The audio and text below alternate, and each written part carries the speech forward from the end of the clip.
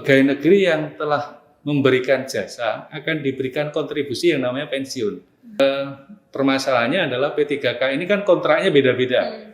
Ada yang dikontrak 1 tahun, ada yang 5 tahun, bahkan bisa diperpanjang. Nah, ini yang perlu ada formula khusus yang diatur oleh pemerintah. Tetapi amanat di ketentuannya bahwa diharapkan mereka juga ada jaminan tersendiri untuk ibaratnya menghargai kinerja yang sudah diberikan kepada negara. Jadi penghargaan yang ketika mereka mengakhiri masa jabatannya ini masih digarap lagi ya Pak ya. Nah tadi menyambung soal penggajian. Nah ini mungkin jadi pertanyaan juga ketika mereka P3K di suatu instansi. Nah ini penggajiannya di masing-masing daerahnya kah atau terpusat nih dikelola oleh pemerintah pusat? Ya.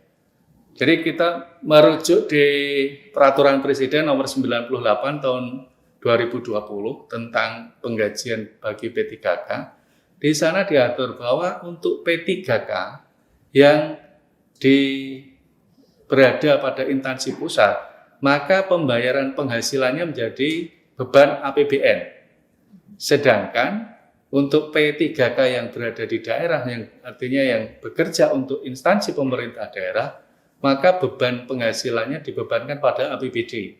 Itu sudah ada di ketentuan di di Peraturan Presiden Nomor 98 tahun 2020, termasuk di situ diatur juga besarannya.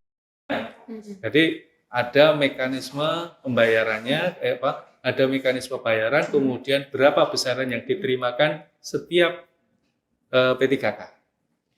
Dan untuk pengelolaannya sendiri berarti sama halnya dengan pegawai negeri ya Pak? Maksudnya pengelolaannya itu ketika sudah diseleksi pengangkatan, penempatan, mereka dikelola pertanggungjawaban pengelolaannya itu di masing-masing pegawai pemerintah, pejabat pembina kepegawaiannya masing-masing ya? Iya betul, karena begini, karena penghasilan itu bukan hanya sekedar gaji, tetapi juga tunjangan-tunjangan, baik itu tunjangan keluarga, kemudian tunjangan penghasilan yang lain. Contoh misalnya, kalau di instansi pusat ada istilah tunjangan kinerja, maka diharapkan P3K itu juga mendapat hak yang sama.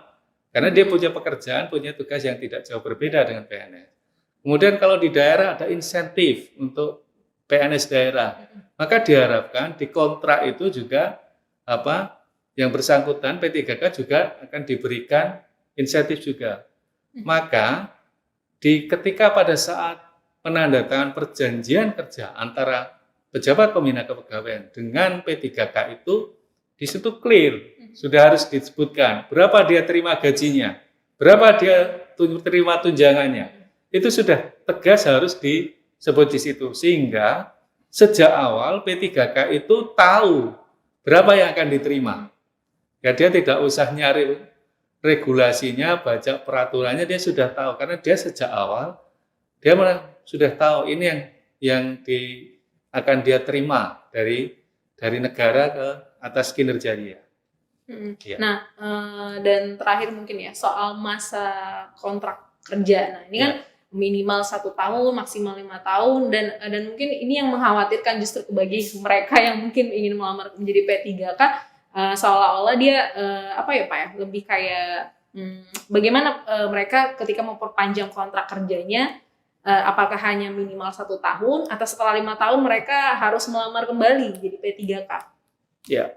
Begini, terkait dengan masa kontrak. Sudah ada di ketentuannya di Undang-Undang 5 maupun di PP 49 itu bahwa P3K dikontrak terikat dengan masa hubungan kerja itu sekurang-kurangnya 1 tahun. Maksimalnya sebenarnya di ketentuan tidak diatur, tetapi kebijakan dari pemerintah mengikuti penyusunan kebutuhan PNS per 5 tahun, maka maksimalnya 5 tahun. Ada ketentuan di Peraturan Menpan Nomor 70 Tahun 2020.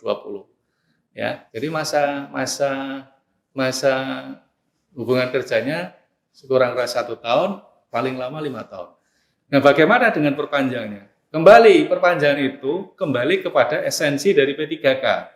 P3K itu direkrut adalah untuk memenuhi kebutuhan sumber daya manusia di instansi pemerintah. Ya, artinya kalau memang instansi pemerintah masih membutuhkan yang bersangkutan, maka instansi pemerintah bisa memperpanjang Nah, bagi P3K sendiri tentu saja juga tidak hanya sekedar kebutuhan yang akan diisi, tetapi juga kinerjanya. Ketika kinerjanya baik, tentu pemerintah, pejabat pembina kepegawaiannya ingin mempertahankan, maka dia bisa diperpanjang. Nah, permasalahannya tadi yang ditanyakan adalah, apakah mulai proses seleksi? Sebenarnya tidak. Proses seleksi itu kalau yang bersangkutan kemudian melamar atau ingin pindah ke jabatan lain atau pindah unit kerja. Karena tidak ada istilah mutasi P3K. Mereka sejak awal melamar untuk mengisi jabatan tertentu di unit kerja tertentu. Sehingga ketika mereka pindah jabatan, maka mereka harus melalui proses seleksi lagi. Karena jabatan yang dilamar beda. Nah, itulah ya. Itu terkait dengan mekanisme perpanjangannya. Jadi kembali kinerjanya bagaimana? Kemudian kebutuhan dari sisi instansi pemerintah, kebutuhannya seperti apa? Ya. Contoh saya gambarkan misalnya pemerintah punya proyek misalnya bangun jalan tol. Diprediksi pembangunan jalan tol itu 4 tahun selesai. Maka direkrut misalnya arsiteknya atau dari teknik sipilnya untuk insinyur untuk ngisi, misalnya dia teknisi jembatannya, mau membuat jembatannya seperti apa, direkrut. Begitu sudah selesai proyeknya 4 tahun, sebenarnya kan sudah selesai, kebutuhan pemerintah sudah selesai, dia sudah tidak butuh tenaga itu lagi. Tetapi kalau misalnya kemudian ternyata ada proyek yang lain, ya, yang masih di bawah instansi itu, sebenarnya pemerintah bisa saja memperpanjang. Tetapi kalau sudah tidak dalam jabatan tadi teknisi jembatan, dia mau ke jabatan lain harus tetap proses seleksi. Seperti itu, ya. Tapi kembali kalau teknisi jembatannya kinerjanya juga tidak beres, baru bangun aja jembatannya sudah ambrol, tentu pemerintah juga pikir-pikir akan memperpanjang, tunggu dulu. Ya, itulah. Nah, mungkin kalau yang ini, kalau misalnya nih, saya P3K, lalu masa kontrak saya sudah selesai. Nah, saya bisa melamar jadi CPNS nggak? Nah, ini yang pertanyaan yang sering. Kalau sudah selesai. Sama, kalau melamar itu boleh, tetapi kembali ketentuannya. Jadi regulasi yang mengatur pengangkatan atau pengadaan calon pegawai negeri sipil itu, bahwa usia serendah-rendahnya 18 tahun, setinggi-tingginya 35 tahun.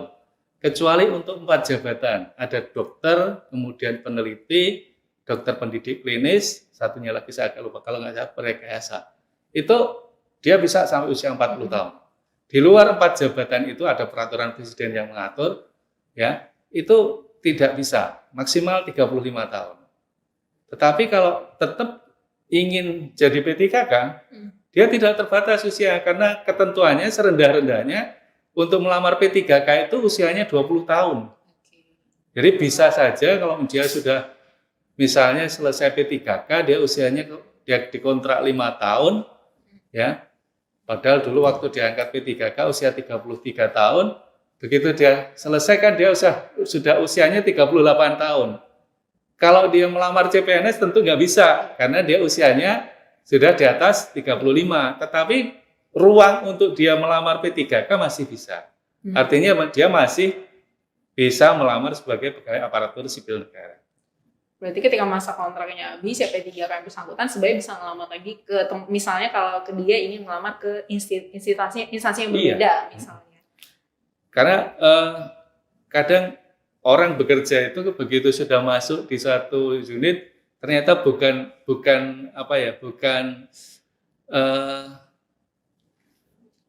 hatinya tidak sesuai, ya, bukan jiwanya ke situ. Maka kadang pengen pindah jabatan, boleh, ya, boleh pindah jabatan, boleh. Tapi dia harus tetap melalui proses seleksi, karena memang amanatnya di undang-undang pengadaan pegawai aparatur sipil negara itu tetap melalui proses seleksi. Oke. Ya. Mungkin sebagai penutup Pak, kita bisa katakan PNS dan P3K itu sebenarnya sama, setara. Ya. Mereka sama-sama aparatur sipil negara, hanya ada perbedaan mungkin di unsur-unsur hak kepegawaiannya, mungkin pengaturan skema kerjanya antara PNS dan P3K mungkin bisa disimpulkan ke kita garis besar pengelolaan perbedaan P3K dan PNS. Ya, tadi memang hampir sama, saya bilang tidak bisa 100% sama. Contoh misalnya hak cuti, ya, hak cuti P3K itu sama, dia dapat hak cuti tahunan, dapat hak cuti sakit, hak cuti melahirkan, tetapi dia tidak punya hak cuti di luar tanggungan negara. Karena apa? Karena hak cuti tanggungan negara itu bisa diberikan selama 3 tahun. Nah, bisa dibayangkan kalau misalnya P3K dikontrak 1 tahun, tapi dia minta cutinya 3 tahun. Nah, itu makanya tadi saya sampaikan tidak bisa 100% sama. Ada beberapa hal yang agak beda. Tetapi bukan kemudian itu mengurangi bahwa yang bersangkutan tidak punya hak. Tetap dia punya hak. Ya, hak cutinya masih ada. Ya, pengembangan karir yang walaupun dia hanya dikontrak 1 tahun, itu tetap pemerintah punya kewajiban mengembangkan karir, bukan pengembangan karir, pengembangan kompetensi, maaf, pengembangan kompetensi. Karena apa? Ketika seorang P3K, dia ditingkatkan kompetensinya, sebenarnya yang untung itu siapa? P3K atau pemerintah?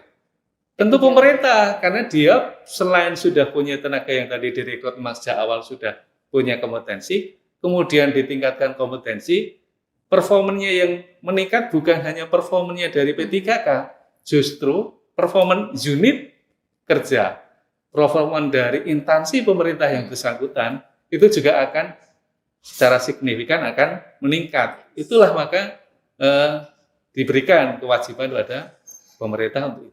Jadi intinya jangan ragu untuk menjadi P3K ya Pak? Iya. Karena seluruh unsur-unsur kepegawaiannya bisa dikatakan kurang lebih sama dengan PNS walaupun memang ada perbedaan di skema kerjanya, kontrak kerjanya, seperti itu. Baik, terima kasih Pak Dwi Haryono untuk waktu dan kesempatannya. Semoga apa yang kita obrolin di BKN Talk Kupas P3K kali ini sedikit banyaknya menjawab nih kekhawatiran atau pertanyaan dari Sobat BKN.